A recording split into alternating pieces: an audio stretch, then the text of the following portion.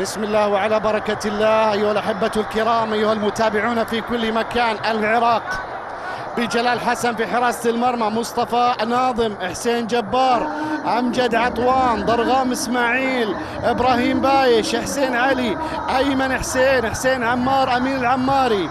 هذه تشكيلة أسود الرافدين، بينما الخنجر العماني بإبراهيم المخيني، جمعة الحبسي، أحمد الخميسي، أمجد الحارثي، وأحمد الكعبي، وحارب السعدي، وأرشد العلوي، وجميل اليحمدي، وزاهر الأغبري، والمنذر العلوي، وعصام الصبحي. وتحياتي عامر عبد الله المري معكم معلقا. العمانية حاضرة، اليمنية حاضرة، الإماراتية حاضرة، البحرينية، القطرية، الكل موجود في أرض العراق. ويا سعده ويا بخته اللي يروح ويزور العراق.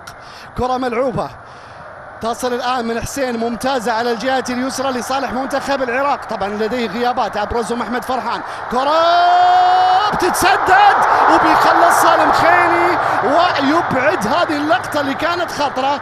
ومباراة الافتتاح كانت بين البحرين وقطر، وأول فوز في تاريخ دورات الخليج بحريني، وأول هدف في تاريخ دورات الخليج بحريني عن طريق أحمد سالمين. يا ساتر على التصادم في اللقطة الماضية. الكعبي سلامات سلامات سلامات. صلوا على النبي، صلوا على النبي، صلوا على النبي. المباراة لا تستدعي هذه التدخلات والله. 14 العراقي على 14 العماني في اللقطة الماضية. أمجد عطوان على الكعبي، سلامات إن شاء الله، سلامات.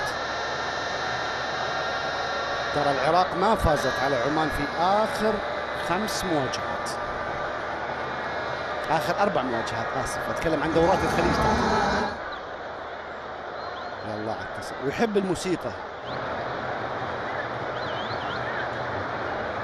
كرة ملعوبة أمامية في منتصف الملعب. منتخب العراق بيحاول. حسين علي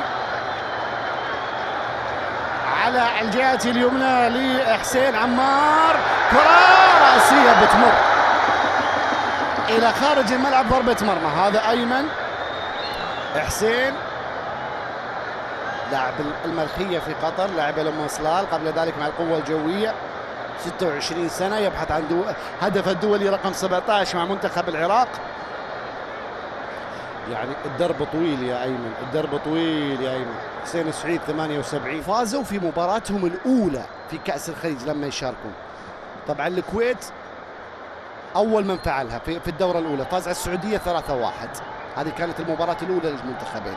كرة المنتخب العماني، تمريرة ممتازة لا زالت قائمة لمنتخب عمان على الجهة اليمنى. أين العرضية؟ هي عرضية، ولكن الكرة تتخلص ترجع مرة ثانية. حارب السعدي أحد أهم اللاعبين في المنتخب العماني، حارب لاعب خبرة كبير. كرة خلف المدافعين، ولكن التباطؤ رجعت وتسديدة إلى خارج الملعب، ضربة مرمى، ضربة مرمى. أرشد العلوي في اللقطة الماضية حاول عمل الإسناد، لكن هنا عصام الصبحي كانت هذه على الطاير. هذه كرات عماد الحوسني ما يخليها تاخذ ضربة ثانية أبدا على الأرض. نفس اللقطة كان له هدف شهير في مرمى المنتخب القطري في خليجي 17. كلش ما في أهداف. ترجع الكرة في منتصف الملعب، تحضير للمنتخب العماني.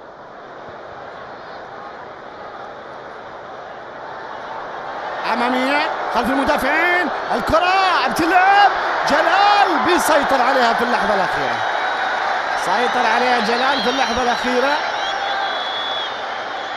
هذه الكرة اللي كانت خلف المدافعين، تصرف خاطئ من مدافع المنتخب العراقي علي فايز، مدافع نادي القادسية في الكويت في اللقطة الماضية. حاول أن يلعبها اللاعب بعد لحظات. شوف هذه الكرة،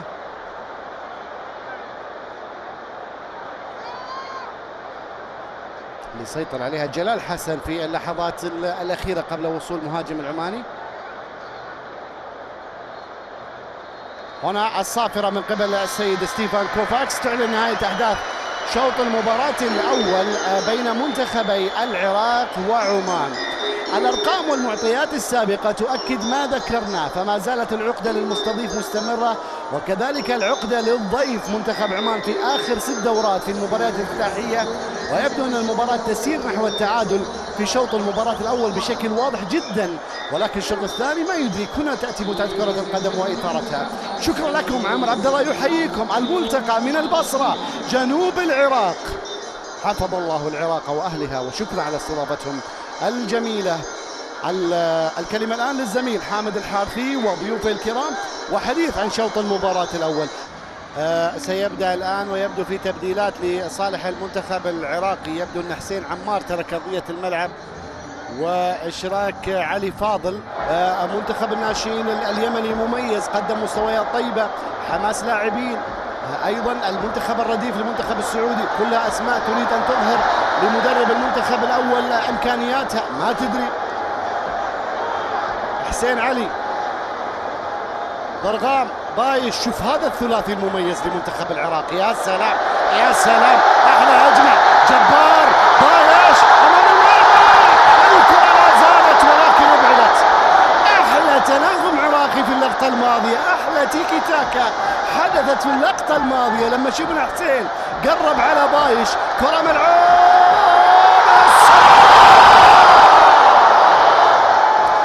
ايمن، راحت يا عراقي يا طويل، راحت الكرة الماضية، لكن حسين يتحرك، حسين يتحرك، يعني المنتخب العراقي يتحرك.